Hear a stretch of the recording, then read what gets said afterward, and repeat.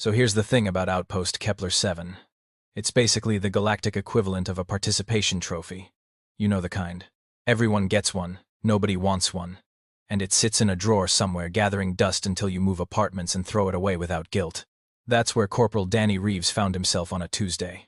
Or what passed for Tuesday when you're floating in a tin can 14 light-years from anything resembling decent coffee. He was a military medic, which sounds impressive until you realize his patient base consisted of species so paranoid about injury that they wore protective gear to sneeze. The station itself was a joint operation between Earth and the Galactic Coordination something or other. Danny stopped paying attention during the orientation. What mattered was this. Humanity had finally made it to the big leagues, and the galaxy responded by giving them the worst assignment possible. Babysitting a trade route so boring that pirates literally rerouted to avoid the boredom. Danny's medical bay was a monument to underuse. Bandages still in their original packaging from 3 years ago. The surgical equipment had that fresh-from-the-factory shine that screamed, never been touched by organic matter. His most common patient complaint? Paper cuts. And that was just from the one Tyrellian who insisted on printing everything because he didn't trust digital files. The aliens he worked with were, in a word, fragile. Not physically, necessarily, but mentally they'd never quite recovered from learning about Earth. See, humanity's homeworld had a reputation. The kind of reputation that makes seasoned space travelers nervously check their life insurance before accepting assignments with humans. Deathworld was the technical term. Danny preferred character building. His commanding officer, Admiral Threxus, was a Vendorian. Picture a 7-foot crystalline praying mantis who moved like he was permanently worried about breaking something. Which, to be fair, he was. Vendorians evolved on a low-gravity moon where the most dangerous predator was a particularly aggressive moss. Corporal Reeves, Threxus had said during their first meeting, his translator chip rendering his clicks and chirps into nervous English. I've read your medical file. It says you once treated a broken bone by, and I quote, walking it off. It was a toe, sir. You have bones in your toes? That conversation set the tone for Danny's entire deployment. Right now, Danny was doing what he did best. Absolutely nothing. He'd reorganized the supply closet twice. Alphabetically, then by color, then by how much each item annoyed him personally. The antiseptic ranked high on that last one, smelled like regret and lemon cleaner had a baby. He was contemplating a fourth organizational system, possibly by weight, when his communicator chirped. It was Lieutenant Vrixla from security. She was a Kessian, which meant she looked like someone had given anxiety a physical form and way too many eyes. Corporal Reeves, we have a situation. Danny didn't look up from his datapad where he was reading about Earth's latest football scores. 3-month-old football scores, because faster-than-light communication was still expensive, and apparently sports news wasn't a priority. Let me guess. Someone saw their own shadow and filed a safety complaint? This is serious. We have an intruder. A Zenthari. That got Danny's attention. Not because he was worried, but because the other aliens were definitely worried, and their panic was mildly more interesting than his current activity level of 0. The Zenthari were the galaxy's boogeyman. Biochemical specialists who'd evolved on a planet that made Earth look like a petting zoo. They were walking chemistry sets, capable of synthesizing thousands of compounds in specialized glands. Most of those compounds had one purpose, making other things very, very dead. So call security, Danny said. Security is hiding in the cargo bay, behind the cargo. What do you want me to do about it? You're human. Humans are durable. There it was. The word that had defined Danny's entire posting. Durable. Like he was a particularly sturdy piece of luggage. Yeah, I'll get right on that, Danny said, not moving. Let me just finish this article about proper hydration techniques. He's heading toward the command deck. Toward Admiral Threxus. Danny sighed. The kind of sigh that contained multitudes. Mostly boredom, some resignation, and a tiny sliver of curiosity about whether his afternoon was about to get interesting. He stood up, stretched, and grabbed his medical kit. Not because he thought he'd need it, but because regulations said he had to carry it. The kit had remained depressingly empty of anything resembling real medical work. Fine, he said.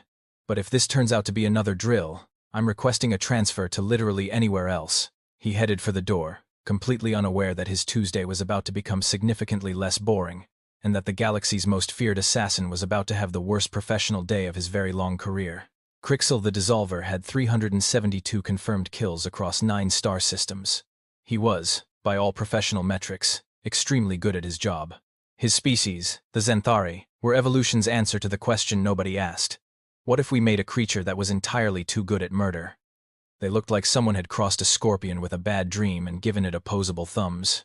Chitinous armor, multiple limbs, and those specialized glands that could synthesize enough toxins to make a chemist weep. Right now, Crixel was stalking through the corridors of Outpost Kepler 7 with the confidence of someone who'd never failed an assignment. His reputation preceded him. Literally. The station's PA system was blaring warnings in 12 languages, most of which translated to some variation of, "We're all going to die." He'd been hired by a rival faction to eliminate Admiral Threxus. Simple job. Get in, deploy custom-tailored neurotoxin, get out, collect payment, maybe take a vacation. He'd been thinking about visiting the crystal beaches on Vendoria. Ironic, considering. The security footage showed aliens fleeing in every direction. One Torellian had abandoned his post so fast he'd left his shoes behind. Crixel appreciated that. Professional respect for someone who knew when they were outmatched. He'd done his homework.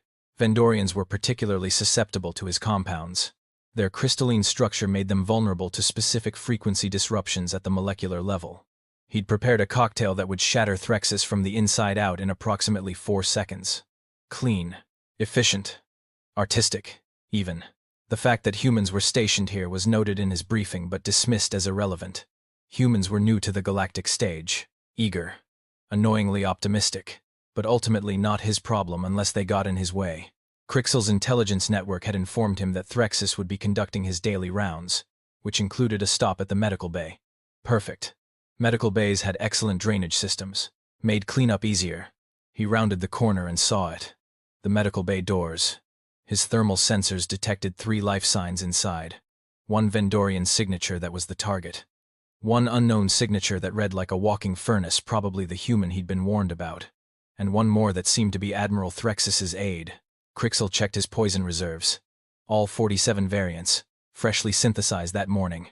Each one calibrated for different scenarios, different species, different levels of suffering if the client paid extra. He was nothing if not thorough. The doors opened with a hydraulic hiss. Inside, Admiral Threxus was reviewing something on a datapad, his crystalline exoskeleton catching the fluorescent lights. Next to him, a human in a rumpled medical uniform was eating what appeared to be a sandwich. The human looked up, made eye contact with Crixel, and continued chewing. That should have been Crixel's first warning sign. "Admiral Threxus," Crixel announced, because professionals had standards, and that included proper introductions before murder. "I am Crixel the Dissolver. Your rivals send their regards." Threxus made a sound like wind chimes in a panic attack and backed against the wall. The human swallowed his bite of sandwich. "Dude, we're on lunch break." Crixel ignored him. Humans were irrelevant. He raised one of his specialized limbs, the one with the delivery system for his custom Vendorian killer. "I have prepared something special for you, Admiral. 47 different compounds, each more lethal than the last. You should feel honored." "I don't feel honored," Threxus managed. "Nobody ever does," Crixel admitted. "But I've been paid extremely well, so your feelings on the matter are somewhat secondary to my professional obligations." He was about to deploy the first toxin when the human did something completely unexpected. The human picked up a vial from Crixel's extended limb, apparently mistaking it for something else in his sandwich-induced haze, and drank it. Just drank it. Like it was water. Crixel froze. That vial contained enough concentrated neurotoxin to kill 15 Vendorians. It should have dropped the human instantly. The human made a face. That's not my energy drink. Who leaves random chemicals lying around?" He looked at Crixel. "That was yours, wasn't it? My bad. You got any water?" And that's when Crixel realized his very bad day was just beginning. Crixel stared at the human. The human stared back, waiting for an answer about the water situation. "You just drank compound 17, Crixel said slowly. His translator chip made him sound deeply confused, which was accurate. That was a neurotoxin specifically designed to cause catastrophic nervous system failure in approximately 8 seconds. Danny checked his watch. Waited 8 seconds. "Okay, so that didn't happen. Water? This is impossible. You should be convulsing on the floor right now." Crixel's professional pride was showing cracks. Your species shouldn't even be able to smell that compound without experiencing respiratory distress. I mean, it tasted like gym socks and battery acid, if that makes you feel better. It did not make Crixel feel better. Admiral Threxus, still pressed against the wall, saw an opportunity. "Corporal Reeves, perhaps you should escort our guest to the detention center." "Yeah, I would, but I'm still on lunch break. Also, He hasn't actually tried to kill me yet, so technically I don't have jurisdiction.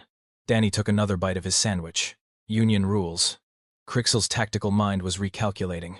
The human was an anomaly, but anomalies could be solved with sufficient application of murder. He had 46 more compounds available.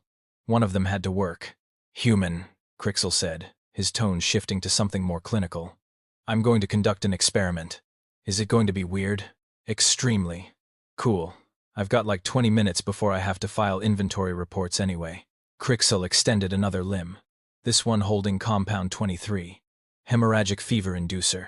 Caused liquefaction of internal organs in most carbon-based life forms. He carefully deposited a drop on a clean glass slide and pushed it toward Danny. Drink this. Danny looked at it. Looked at Crixel. Shrugged.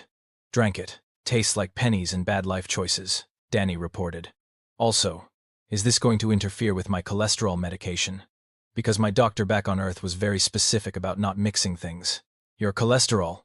Crixel's voice was getting higher. As much as a chitinous alien assassin's voice could get higher. You should be hemorrhaging from every orifice. I feel like that's rude to say to someone you just met. Admiral Threxus had stopped panicking and started watching with the horrified fascination of someone witnessing a natural disaster. Corporal, are you certain you're feeling well? I mean, I've felt better. That second one's giving me mild heartburn. You got antacids in here? Crixel was spiraling now. His entire worldview, built on the foundation of being an unstoppable biochemical nightmare, was crumbling. He pulled out another vial. Then another. Then 3 more. These are acids, bases, nerve agents, coagulants. And one thing that doesn't even have a name because I invented it last Tuesday and it killed the plant. I tested it on by being in the same room. Danny lined them up like shot glasses. Okay, but real talk. Do you have anything that tastes good? Because so far your flavor profile is aggressively hostile. They're not supposed to taste good. They're supposed to kill you. Yeah, but like, presentation matters. Ever think about adding mint? Mint makes everything better. Crixel watched, his professional dignity evaporating, as Danny methodically consumed 5 more compounds. Each one should have been lethal. Each one got a restaurant review. This one's got notes of burning rubber. This one tastes like someone liquefied disappointment. Oh, this one's actually kind of sweet. Still terrible, but sweet terrible. Like gas station candy. That one dissolves calcium at the molecular level. Explains the weird aftertaste. Admiral Threxus's aide, who had been silent this entire time, finally spoke up. Should we be documenting this for medical science? Probably, Danny said. But honestly, this is still less weird than spring break in Tijuana, and I survived that. Crixel sat down on the floor. Just sat down. His assassination career flashing before his multiple eyes. He'd trained for decades. Studied biochemistry at the Galactic University. Apprenticed under master poisoners. All of it, useless against one bored human with questionable lunch choices. What are you? He whispered. Danny finished his sandwich. Dude, I'm a medic from Ohio. We're not that complicated. He paused. Seriously though, you got any water? I'm getting really thirsty here. Crixel had reached the stage of his existential crisis where denial turns into obsessive scientific inquiry. He stood up, mandibles clicking in what his species did when they were stressed, and pulled out his entire arsenal. I have 41 compounds remaining, he announced. We're testing all of them. My shift ends in 2 hours, Danny said. This won't take 2 hours. Most of these work in seconds. Yeah, about that track record. Admiral Threxus had given up on self-preservation and pulled up a chair. If he was going to die today, it apparently wasn't going to be at Crixel's hands. Might as well watch the show. What followed was the galaxy's strangest wine tasting. Crixel would present a compound, explain its lethality. Danny would drink it and provide commentary.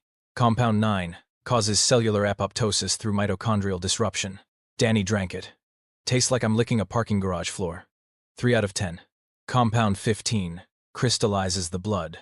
Spicy, but like, in a bad way. Would not recommend. 2 out of 10. Compound 31. This one killed a Thorgan warbeast in under a minute. Thorgan warbeasts weigh 4 tons and have redundant organ systems. Danny made a face. Yeah, this one's rough. Tastes like expired cough syrup mixed with regret. 1 out of 10. Definitely your worst so far. Crixel's clicking intensified. It's not supposed to be rated on flavor. Then why are they all so aggressively bad? Ever think about hiring a food scientist? By compound 20, other station personnel had gathered outside the medical bay, watching through the windows like it was the galaxy's most disturbing reality show. Someone had started taking bets. The Tyrellian who'd abandoned his shoes earlier was running a betting pool on which compound would finally drop the human. Current odds, none of them. Compound 27, Crixel said, his voice now completely flat. This is synthesized from the venom of a Kalish nightmare serpent. 1 drop can kill 100 sentients. Danny examined it. Is that why it's glowing? Yes. Seems excessive. He drank it anyway. Okay, this one actually tingles. Still terrible. 4 out of 10 for the interesting mouthfeel. Mouthfeel, Crixel repeated hollowly. Yeah, texture matters. You really need to workshop these. Admiral Threxus had started taking notes. For science, he claimed. Really? He was just documenting the day his entire understanding of biology broke. By Compound 35, Crixel had moved past anger into a kind of detached academic fascination. Your species shouldn't exist. What kind of evolutionary pressure creates this level of toxin resistance? Oh, that's easy, Danny said. Earth. Elaborate. Everything on Earth is trying to kill everything else. We've got spiders that can drop you in minutes. Plants that cause pain so bad you'd rather die. Fish that are delicious but also deadly. Snakes everywhere. We seasoned food with capsaicin, which is literally a chemical defense mechanism, because we thought it was boring without it. That's insane. We also invented alcohol, which is a poison, and we drink it recreationally. For fun. At parties. Rad. Crixel's mandibles stopped clicking. Just stopped. You drink poison for entertainment? I mean, we call it social lubricant, but yeah, basically. And your government allows this? Our government taxes it. The Tyrellian outside fainted. Just straight up fainted. 2 other aliens had to carry him to a bench. Compound 41 was the last one. Crixel's masterpiece. His magnum opus. The one he'd been saving for special occasions. This is everything, he said quietly. Every lethal compound I know, combined. It shouldn't even be stable. I call it the finality formula. Danny looked at it. It was shifting colors in the vial, which seemed like a bad sign. You sure about this? Because that looks like it might violate several laws of chemistry. It violates 4. I checked. All right. But if this one actually kills me, tell my mom I want to be buried with my baseball card collection. He drank it. Everyone held their breath. Danny stood there, waiting. Nothing happened. Then he burped. Excuse me. Okay. That one was actually kind of impressive. Like drinking a thunderstorm. 7 out of 10. Your best work. Crixel sat down again. Harder this time. His entire body language screamed defeat. I've been doing this for 70 years, he said to no one in particular. 70 years. I trained under Grand Poisoner Zythax himself. I have ended bloodlines. I have toppled governments. I once dissolved an entire warship's crew without boarding it. That's pretty metal, Danny admitted. And I can't kill one medic from Ohio. To be fair, Ohio's pretty rough. Builds character. Crixel had his head in his hands. Well, his primary manipulator appendages. The Zenthari didn't technically have heads in the human sense, but the posture of defeat translated across species pretty effectively. 70 years, he repeated. Wasted. Danny, who was now experiencing what he could only describe as a slightly weird feeling in his left elbow but was otherwise fine, sat down next to him. Hey man, don't be so hard on yourself. I'm sure your poisons work great on literally everyone else. That's not the point. The point is they should work on everyone. Universal lethality is the Zenthari claim to fame. It's our entire evolutionary advantage. We survived our homeworld because nothing could survive us. He gestured at his glands with one limb.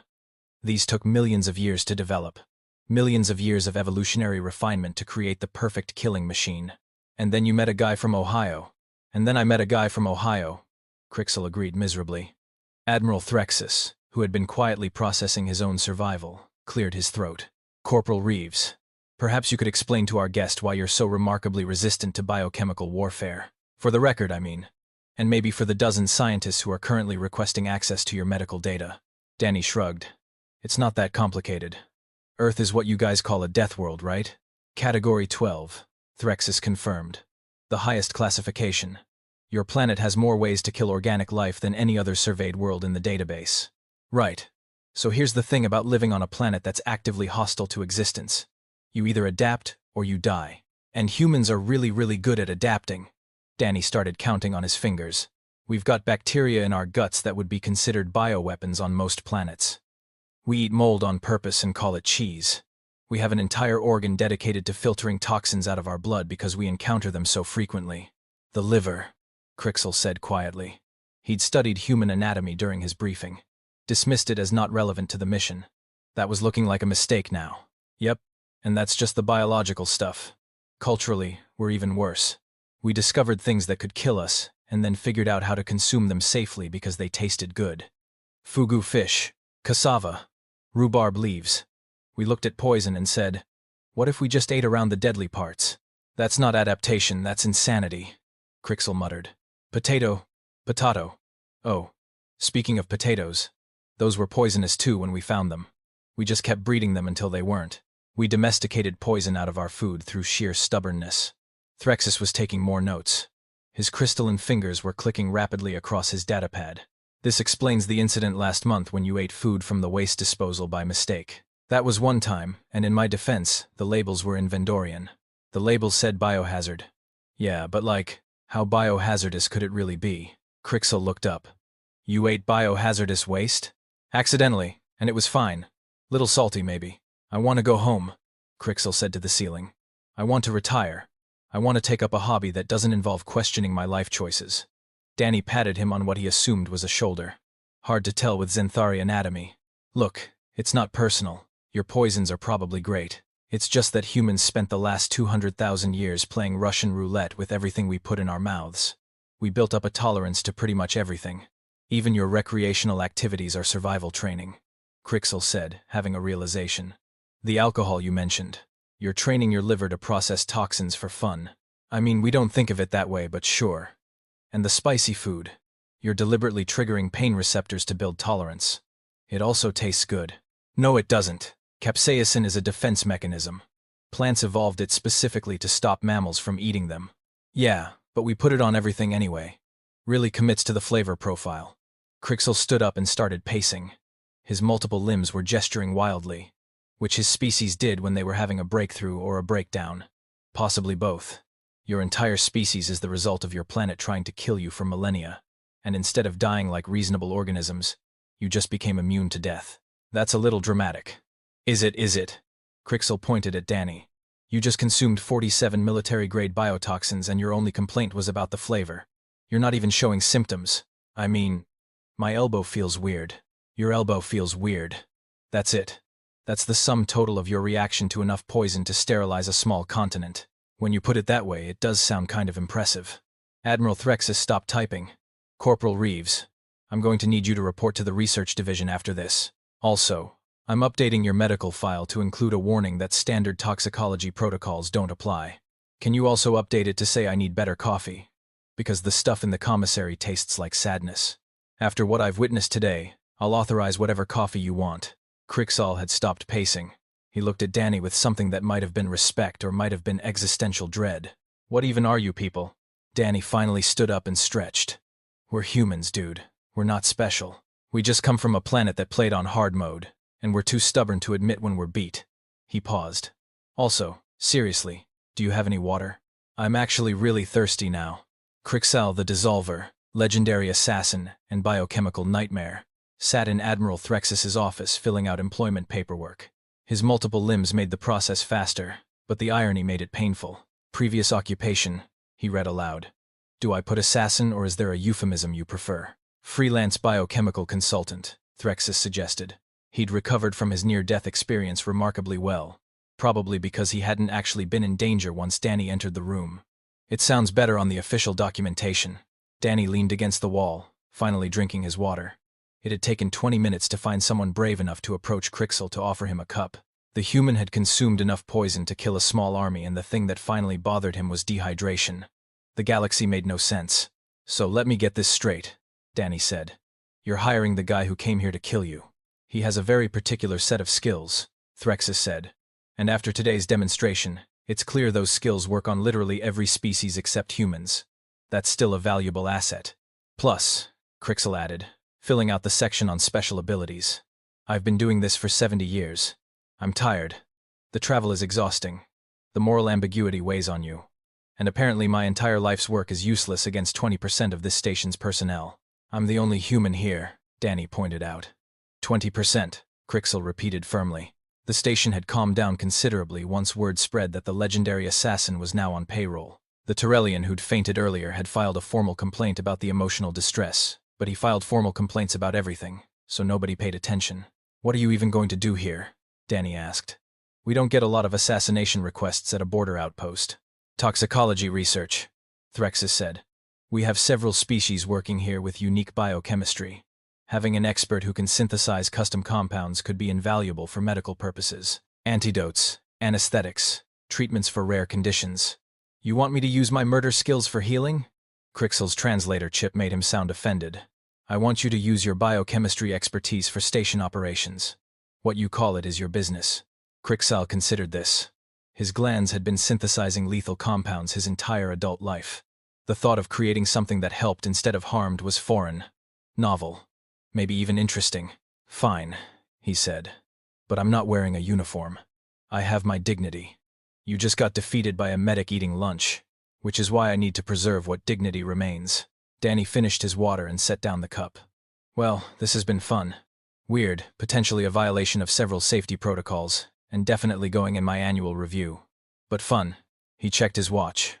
"I need to file those inventory reports. Also, I should probably get a physical. You know, make sure I don't have any delayed reactions to the whole poison tasting thing." "You feel fine, though?" Threxus asked with concern. "Yeah, but regulations are regulations. Plus, if I keel over tomorrow, at least there'll be documentation." "Humans," Crixel muttered, signing his name with a flourish across 3 different forms simultaneously. "Your species treats mortal danger like mild inconvenience. It builds character," Danny said. "You should try it sometime." "I just did. It was humiliating." "See? Character." Admiral Threxus stood up, his crystalline form catching the light as he extended a limb toward Crixel. "Welcome to Outpost Kepler 7. Try not to poison anyone without proper authorization forms." Crixel shook the offered limb carefully. Vendorians were still fragile after all. "I'll do my best. Though I make no promises if the Tyrellian keeps filing complaints." "Nobody's going to stop you there," Danny said.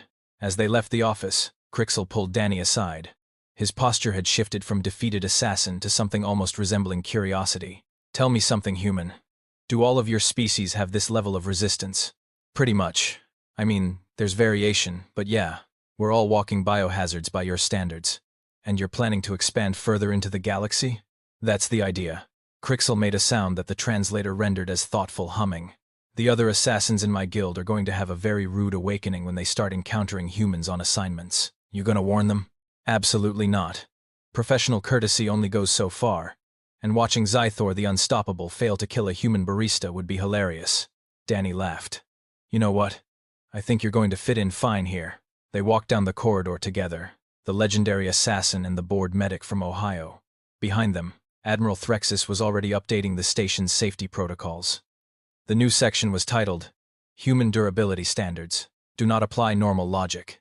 Danny was definitely putting this on his resume, right under that thing about the broken toe. His mom was going to be so confused by his deployment stories. Crixel was already planning his new laboratory setup. If he couldn't kill humans with poisons, maybe he could figure out what made them so impossibly resistant. That seemed like a worthwhile retirement project. And somewhere in the station commissary, the coffee machine broke down again, which meant Danny's next challenge would be surviving another week of terrible coffee. After 47 military-grade biotoxins, it would probably still be the worst thing he consumed that month.